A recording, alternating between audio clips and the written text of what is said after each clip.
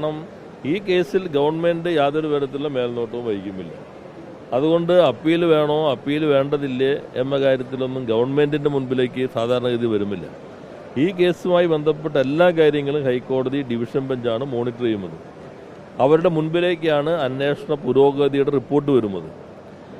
ഇന്നലെ ഞാൻ പറഞ്ഞു, സാധാരണഗതിയിൽ ഹൈക്കോടതിയുടെ ഈ മുൻപിൽ ഓരോ അറസ്റ്റ് നടക്കുമ്പോഴും അത്തരം കാര്യങ്ങളെല്ലാം പ്രതിപാദിക്കുന്ന റിപ്പോർട്ട് ഹൈക്കോടതിയുടെ മുൻപിൽ വരുന്നുണ്ട്. ഏതെങ്കിലും അറസ്റ്റ് ശരിയല്ല എന്ന് തോന്നിയാൽ സാധാരണഗതിയിൽ ഹൈക്കോടതിയുടെ ഡിവിഷൻ ബെഞ്ച് ആകുമ്പോൾ അത്തരത്തിലുള്ള അഭിപ്രായങ്ങൾ വരണം. ഞങ്ങളെ സംബന്ധിച്ച് തന്ത്രി മാത്രമല്ല, ഈ കേസിൽ പ്രതികളായിട്ടുള്ള ആരെങ്കിലും കുറ്റവാളിയാണെന്നോ ആരെങ്കിലും കുറ്റവാളി അല്ലെന്നോ ഇതിന് പുറത്ത് ആരെങ്കിലും കുറ്റവാളികളാണെന്നോ ഞങ്ങൾക്ക് അത് സംബന്ധിച്ച് യാതൊരു തരത്തിലുള്ള അഭിപ്രായവുമില്ല. ഇത് നിഷ്പക്ഷമായ അന്വേഷണം ഹൈക്കോടതിയുടെ ഡിവിഷൻ ബെഞ്ചിൻ്റെ മേൽനോട്ടത്തിൽ നടക്കുന്നതിൽ ഗവൺമെൻറ് പൂർണ്ണമായിട്ടും വിശ്വാസം അർപ്പിക്കുന്നു. സാധാരണഗതിയിൽ ഹൈക്കോടതി ഡിവിഷൻ ബെഞ്ച് ഏറ്റവും ശരിയായ ദിശയിലാണ് അന്വേഷണം എന്ന് പറഞ്ഞു കഴിഞ്ഞാൽ ഒരു കീഴ്ക്കോടതി നേരെ ജാമ്യാപേക്ഷയുടെ പരിധിക്ക് പുറത്തേക്ക് പോയിട്ട് ഒരു കേസിൻ്റെ അവസാന വിധി പോലെ പരാമർശങ്ങൾ നടത്തുക എന്നുള്ളത് പതിവുള്ളതല്ല. സുപ്രീം കോടതിക്ക് നടത്താം. ഇവിടെ വിജിലൻസ് കോടതി സുപ്രീം കോടതിയുടെ രീതിയിലേക്ക് മാറിയോ എന്നൊരു സംശയം ഇത് വായിക്കുമ്പോൾ സാധാരണ നിയമത്തെക്കുറിച്ച് പ്രാഥമിക ധാരണയുള്ള ആളുകൾക്ക് തോന്നിയെന്ന് വരാം.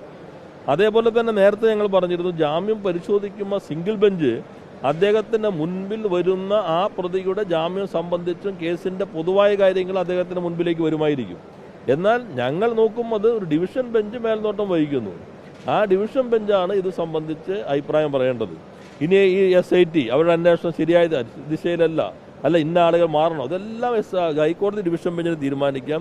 അവരാണ് ഓരോരുത്തരുടെ നിയമനങ്ങൾ അംഗീകരിച്ചിട്ടുള്ളത്, അവരുടെ ഡയറക്ഷനിലേക്കാണ് പോകുന്നത്.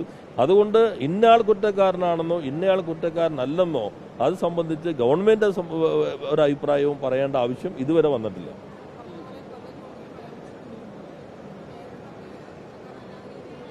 അത് ഞാൻ പറഞ്ഞു, അതിലാണ് നമ്മൾ സാധാരണഗതിയിൽ ഒരു കോടതിയാവണല്ലോ വിധി നോക്കുമ്പോൾ, പ്രത്യേകിച്ചും ജാമ്യാപേക്ഷയിൽ ചിലപ്പോൾ ചില കോടതിയിൽ ചില നിരീക്ഷണമൊക്കെ നടത്തിയെന്ന് വരാം. ഇത് ഹൈക്കോടതി ഏറ്റവും ശരിയായ ദിശയിലാണെന്ന് ഡിവിഷൻ ബെഞ്ച് ഓപ്പൺ കോർട്ടിലുള്ള ഒബ്സർവേഷൻ അല്ല, ഓർഡറിനകത്ത് തന്നെ വളരെ സ്പെസിഫിക് ആയിട്ട് പറഞ്ഞിരിക്കുകയാണ്.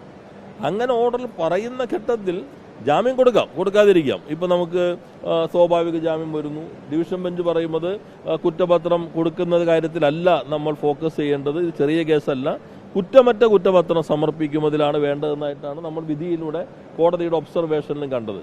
അപ്പോൾ അങ്ങനെ നിൽക്കുന്ന ഘട്ടത്തിൽ ചിലപ്പോൾ ഒരു കോടതിക്ക് തോന്നാം എന്നാൽ പോലും 90 ദിവസം കഴിഞ്ഞല്ലോ ജാമ്യം കൊടുക്കുക, അങ്ങനെയൊക്കെ കോടതിക്ക് തീരുമാനിക്കാം.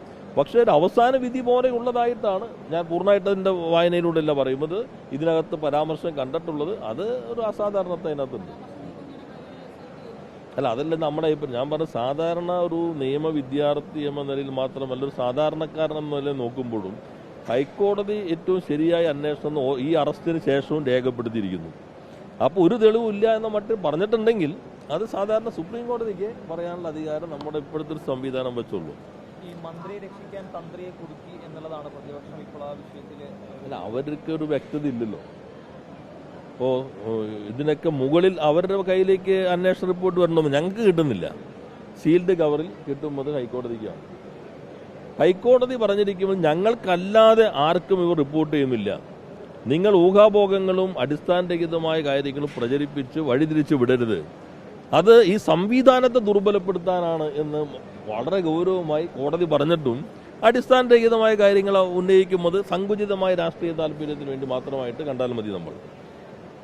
പിന്നെ നമ്മൾ ഇപ്പോൾ അത് ഹൈക്കോടതിയിൽ വരുമല്ലോ, അവർ നോക്കട്ടെ.